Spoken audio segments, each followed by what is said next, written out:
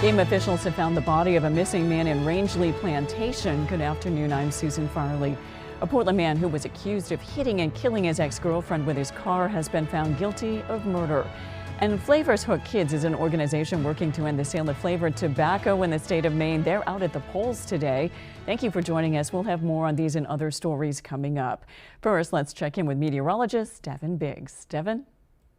Alrighty, happy Tuesday afternoon. The small crowd advisory is gone. We're going to hold on to the gale warning for just a little while longer until roughly 4 p.m. this afternoon, as we'll be watching for active surf moving forward. And we've had some reduced visibility as well. Some of this, a little bit of fog, maybe a little bit of precipitation taking place as well moving forward as well. But let's take a look at things here. So we've been pushing the precipitation to the east as well. We've been switching over to rain gradually as the temperatures have warmed up. So we're watching for some areas of dense fog that developed earlier today and continues this afternoon as well. Let's zoom things out though. We have more precipitation off to the west located right about in here, and this will head in our direction as the day progresses on. So futurecast moving forward, rain chances during the afternoon period. Overnight tonight, the clouds mainly started to break up, but gusty winds possibly up to 35 miles per hour in some cases will be possible as well. Here are the sustained winds forecasted though, maybe 15 up to 20 miles per hour possible tonight and also in the parts of tomorrow. So be ready. The winds will not be very nice as we head towards the daytime tomorrow. So for today though, middle 50s, some clouds, some wind, some rain as well, and patchy fog also. South wind getting up to around 25 miles per hour at times. By tonight, upper 20s, partly cloudy and breezy. The northwest wind getting up to about 25 miles per hour.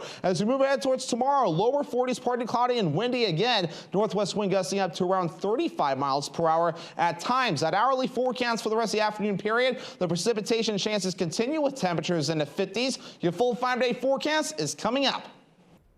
Thank you, Devin. Game officials have found the body of a missing man in Rangeley Plantation. 76-year-old Ernest Van Soren was last seen Monday morning walking away from his home on West Shore Road. They began searching when he failed to return home. A game warden and his canine partner found his body about a third of a mile from his home along the shore of Rangeley Lake. He was found in about a foot of water. Officials say it's unclear how he ended up in the water. His death is not considered suspicious, but the medical examiner will work to determine a cause of death. A Waldoboro man has been arrested in connection with a hit-and-run crash. According to the Belfast Police Department, 54-year-old Ronald Grover was arrested Monday after an October 30th incident where he allegedly struck a woman with his car at the Admiral Oceans Motel on Searsport Avenue.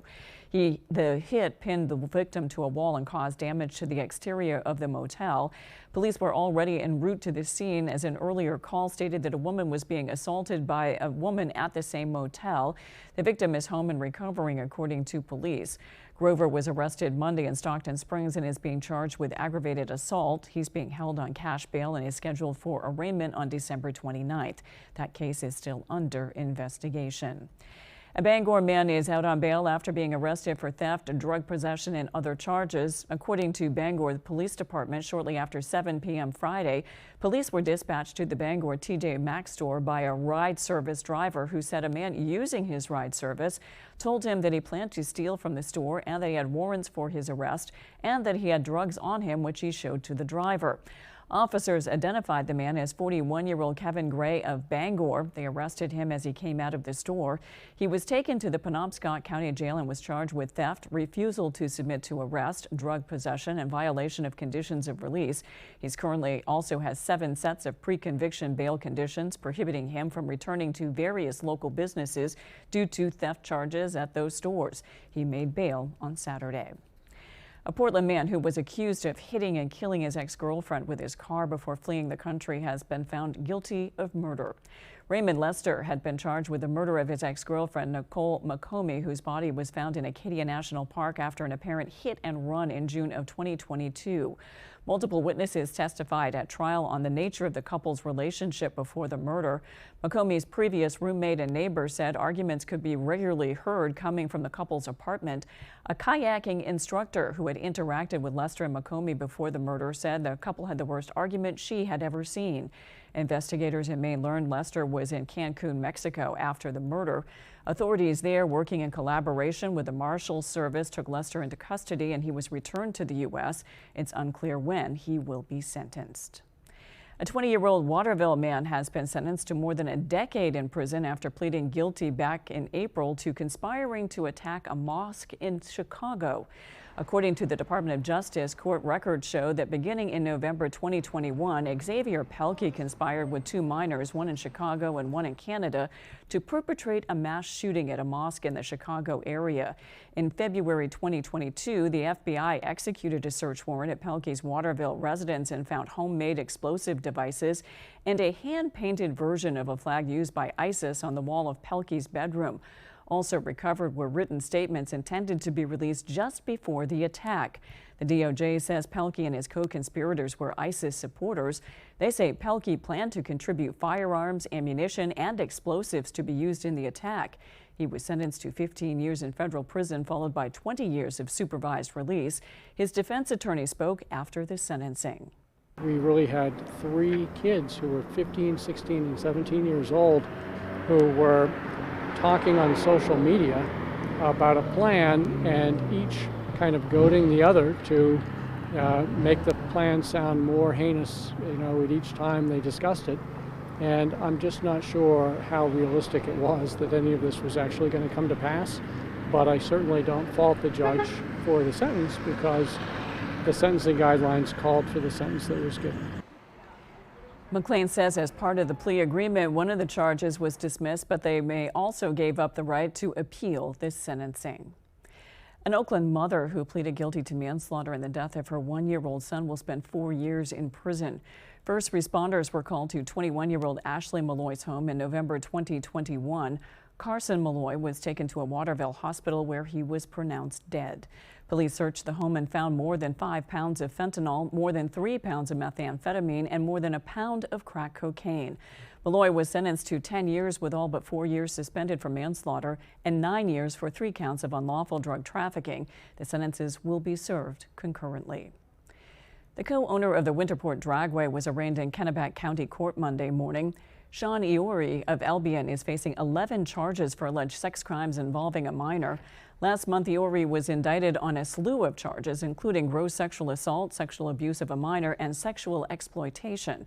The count of gross sexual assault is a Class A felony charge and alleges Iori engaged in a sexual act with a minor under the age of 14. Iori pleaded not guilty on all counts Monday. A Smyrna man accused of starting a fire inside the Bangor Walmart Friday evening appeared in court on Monday. 44-year-old Lucas Landry is charged with arson in connection with a fire that started just before 6 o'clock in the menswear section. He also faces theft charges for allegedly walking out of the store with a cart full of merchandise. A review of the video shows that as soon as he's walking away, there's smoke coming from the area, from the exact place where his hands were. Video also showed him walking to the front of the store, stopped at the men's room, and then left with a cart of merchandise without paying for it. The prosecution detailed Landry's criminal history, which includes a number of thefts in Aroostook County going back to 2005. A judge set Landry's bail at $100,000. The fire remains under investigation. The Walmart is expected to be closed for at least a couple of weeks. Coming up on ABC 7 News at noon, we'll head to the polls on this election day. We'll be right back. There's too much uncertainty around Pine Tree Power. It's a mystery bag that will cost Mainers billions. It will mean tremendous uncertainty for workers, say Maine's labor leaders. Business leaders say it will mean higher rates with no guarantee of better service. And Governor Mills says, let's not gamble with our future. Vote no on question 3. Please join leading Maine voices and vote no on 3. It's a bad idea for Maine. Maine, the wait is over. DraftKings Sportsbook is officially live. That means betting legally on same-game parlays, spreads, money lines, props, and more. Anytime and anywhere across the state. So get hyped, Maine. Download the app today and get this exclusive offer now. Life's more fun when you're in on the action. The crown is yours. With AAA Insurance, by bundling our home and auto policies, we saved over $450. And we were shocked at the savings. When we switched to AAA auto insurance and bundled our policies, we were able to save over $400 every year. Switch to AAA insurance today, and you could save an average of $483 on auto insurance. Compare that to State Farm, Geico, even Allstate. Call now for your free AAA full picture quote to find out how much you could save. Well, my passion is hang gliding. I've been doing it for over 30 years, and it's like flying. I mean, it's like everything you always dreamed about. AAA insurance helps us save more. And do more. The savings from AAA insurance has allowed me to pursue my passion of making jewelry. It's great to have a little bit of extra cash to do something that you love. To find out how much you could save by switching to AAA insurance, call 866-460-1310 for your free AAA full picture quote today. You'll be glad you did. I got hurt in a car accident, and I'm worried the insurance company is trying to take advantage of me. Don't get burned by the insurance company. Fight fire with fire and call the twos. We'll turn up the heat on the insurance company. We'll make them pay you all the money you deserve. I fought fire with fire and called the twos. Lowry and Associates got me $300,000 for my car accident. Now that's hot. We win for you. If you're hurt in an accident, what do? Call 222-2222. You're watching ABC 7 Bangor.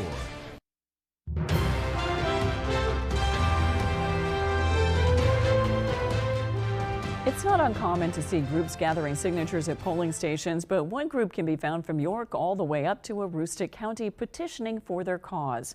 Flavors Hook Kids is an organization working to end the sale of flavored tobacco in the state of Maine.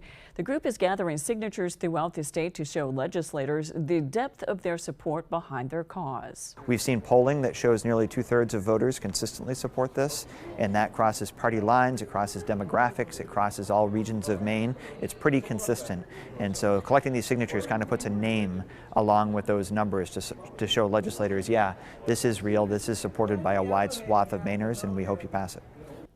A bill that would end the sale of flavored tobacco and tobacco products here in the state has been passed by the Senate and is awaiting a vote from the House.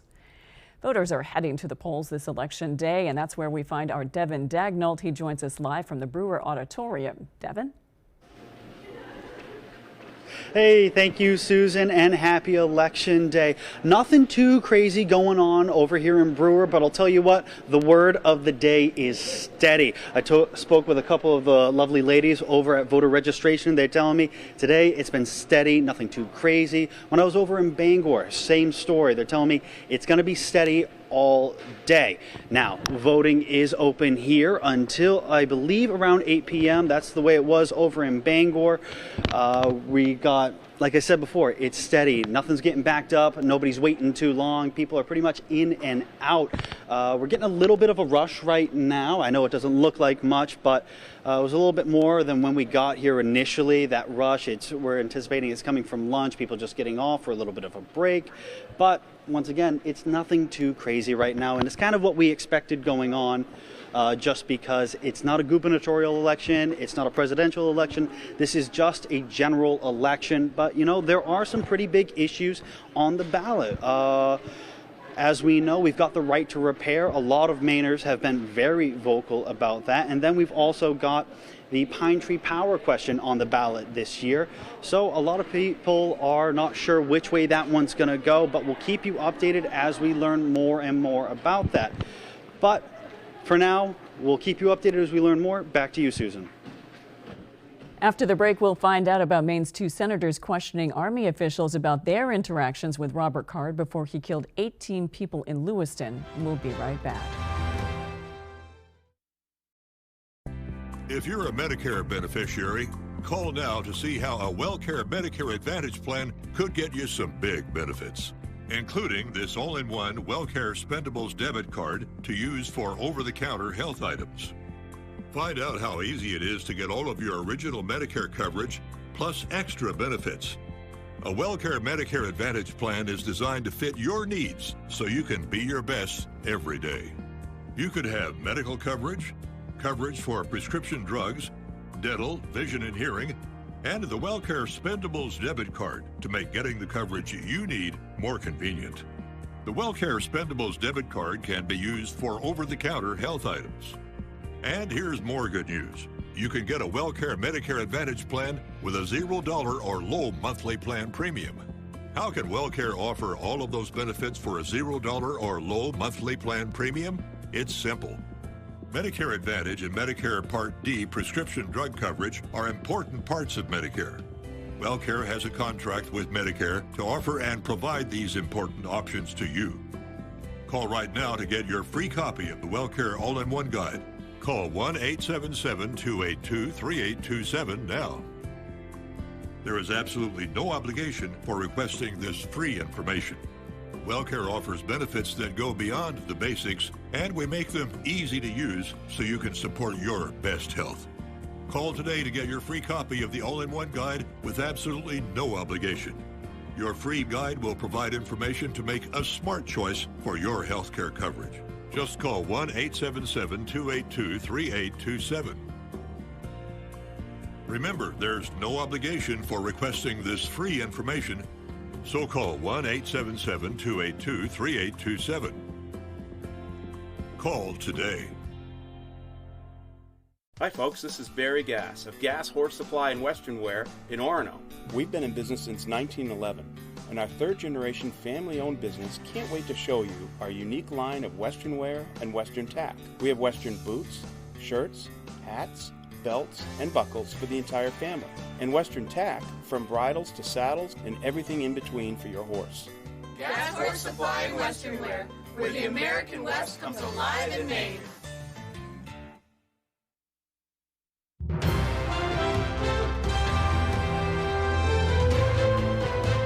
Maine's 2 U.S. senators are asking the U.S. Army Inspector General to provide a full accounting of interactions with Robert Card before he killed 18 people at a bowling alley and a bar in Lewiston.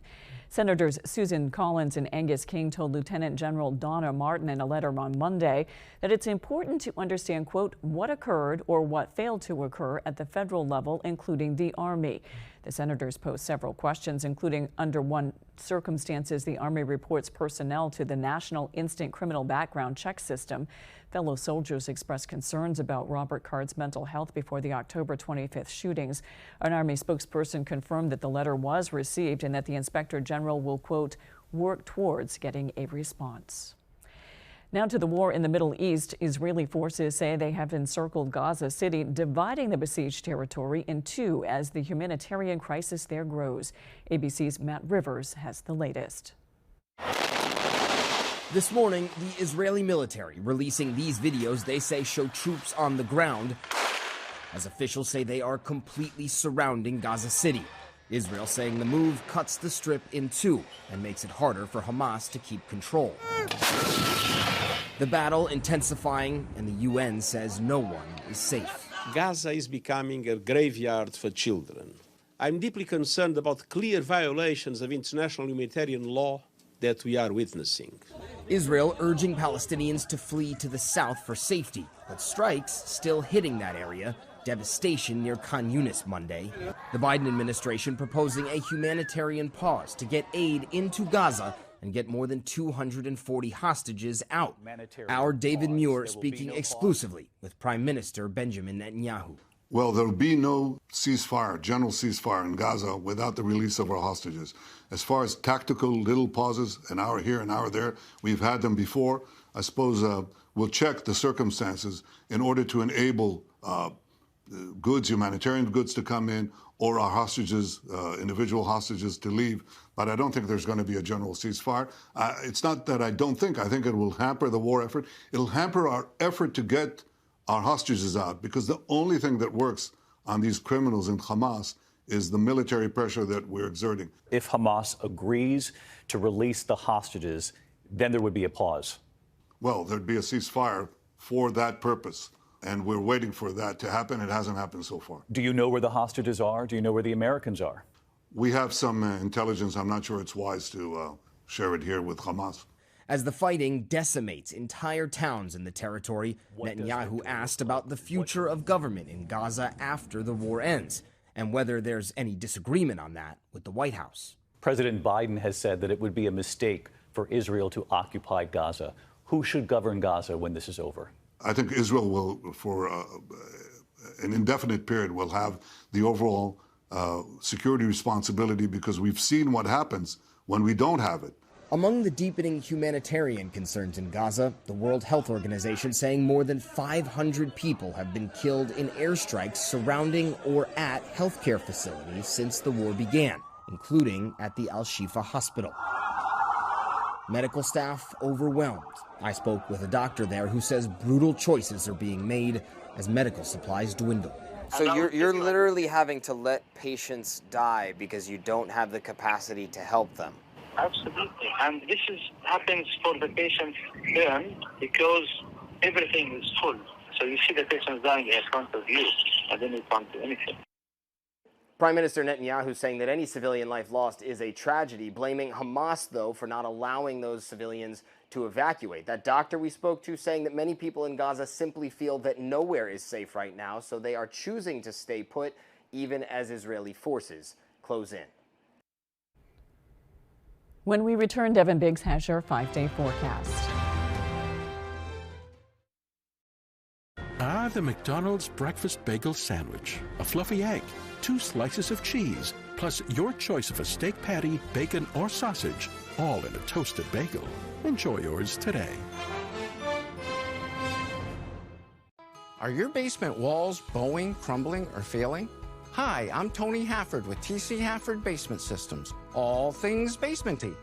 Our Stable Walk wall system offers a patented, affordable, and permanent solution to save your foundation walls. It stabilizes, fills voids, and structurally repairs, leaving a new smooth surface. All the strength of new walls. Call TC Hafford Basement Systems today for all things basementy. My father worked at the mill for over 30 years. He was exposed to a great community and excelled at his job, but he was also exposed to asbestos. The air quality inside the mill was always his biggest complaint. He had no idea how deadly some of the products and materials were. When he was diagnosed with mesothelioma, we knew to call Joe Bornstein's office to get my dad the help he needs and the justice he deserves. Call Joe today for a free case evaluation. There's never a fee unless you win. At Hashie's Auto Enhancing, our focus is on the appearance, longevity, and value of your vehicle. Does your undercarriage look like this? You can go from this to this. And if you have a new vehicle, you can avoid this. Our annual undercoating service will add years of life to your vehicle. At Hashie's, we also do rhino linings. We can rhino rocker panels, bumpers, trailers, side-by-sides, and more. We take pride in making your ride shine inside and out. Book one of our detailing packages. Bring your ride to us to protect your investment. The McDonald's breakfast bagel sandwich. A fluffy egg, 2 slices of cheese, plus your choice of a steak patty, bacon, or sausage, all in a toasted bagel. Enjoy yours today.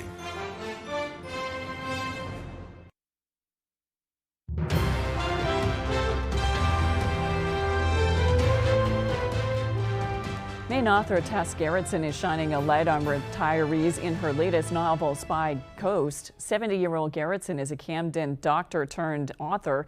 She's written 32 books in 36 years. Her latest was called The Spy Coast, and it's being released this month. She stopped by Books A Million in Bangor this weekend to talk about it. And I thought, well, what happens if you were a retired spy and you had all this experience? And here you are, gray-haired, sitting around with your little book group with people who are all retired spies, and then you get called back into action. It's fabulous that one could start as a surgeon and pivot and become an author. How many other things does she have up her sleeve for later? The Spy Coast is available at area bookstores as well as on Amazon. A Herman 7th grader spent the last week raising funds for the victims of the Lewiston shootings in the city's youth bowling league. 12-year-old Colby is the youth bowling league at Family Fun Bowling Lanes in Bangor. He and his mom came up with the idea of creating bowling pin Christmas ornaments and selling each of them for $5, with all the proceeds going to those in Lewiston. She helps with engraving them and cutting them out, and I do the painting of them. Our goal was 100 to sell them, and the first night selling them, we brought 44 in and sold out in just over an hour. The Harrigals, along with the help of the Family Fun Bowling Lanes owner Angeline Mochi, sold 450 ornaments. Together, they raised over $1,000 for the Lewiston Youth Bowling League and the victims of the Lewiston shootings. If you've been looking for an excuse to book a trip to Europe, 2024 may be the year to make your vacation dreams come true. The Wall Street Journal reports some airlines have recently added new routes between the U.S. and Europe, and more flights on some routes next year are currently in the works. The report says these added flights mean travelers are seeing some relief from the high prices they've been experiencing for the past few years. The report cites a review of airfare prices conducted by travel blog Thrifty Traveler, which found the right deals. It's possible to book a round trip from Barcelona to several U.S. cities for less than $500 on certain dates now through May. Let's see what we can expect for our weather as we head to the polls this election day. We'll check in with Devin Biggs and get your full forecast. Devin? Today's full weather forecast is brought to you by Healing Hands Massage in Hamden, providing professional massage services tailored specifically for their clients. Stop by Healing Hands Massage today. You'll thank yourself later. All right, we have a couple advisories to have our eye on. The gale warning lasts until 4 p.m. this afternoon, indicated right about in here. Small craft advisory lasting through Wednesday morning, actually, at 7 a.m., and we'll be watching for that as we do move forward. Otherwise, though, wave heights are getting active now as we expected. 7-foot wave heights being noted here. We'll keep this going today and even into parts of tomorrow as well before things eventually start to calm down later on. And we're also watching some areas of dense fog that have developed as well, reducing visibilities to a couple miles in a few spots. Some of this is rain. Some of this is also a little bit of fog that has indeed developed, though. So either way, it might be tricky to travel at times as we've gradually switched over the rain from earlier this morning to about now, with temperatures that have been warming up as well. And notice off toward the west, more precipitation off toward the west, and now we'll be moving in our direction as the day progresses on, with low pressure